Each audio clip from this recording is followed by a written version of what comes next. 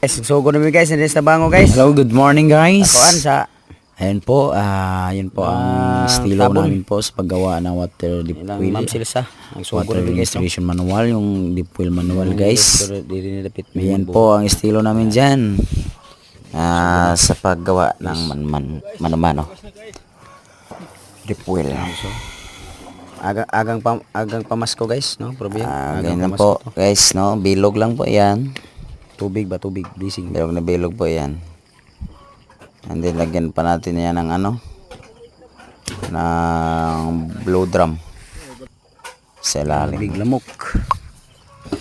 Lagyan pa natin yan ng blow drum sa ilalim para po filter sa tubig para hindi po yan mapasukan ng mga putik-putik, no? Pasukan ng putik-putik guys. Lapo na po niya. Para hindi po mapasukan ng putik-putik.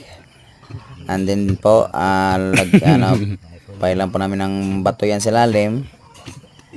Then yan, flooringan yan sa ilalim guys, may flooring po yan, no? And then sa taas guys, meron din yung flooring, double flooring po yan guys. Po, no? Sa ng full video ng paglagay ng drum or talagang proseso, sa mag-request lang kayo guys, comment na kayo dito sa aking video. Siyempre pakishare po and pakisubscribe sa aking YouTube channel. And then may katanungan rin kayo, punta kayo sa aking Facebook page, sa Marlo Iras, same lang po yung pangalan ko dito.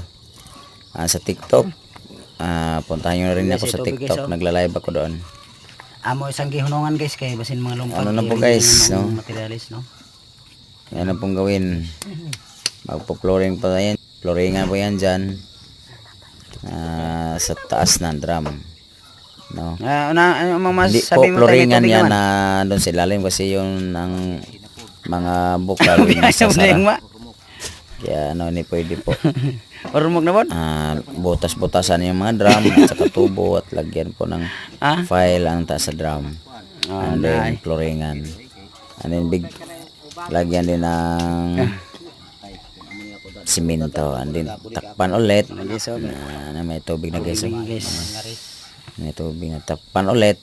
And then flooringan na naman sa taas.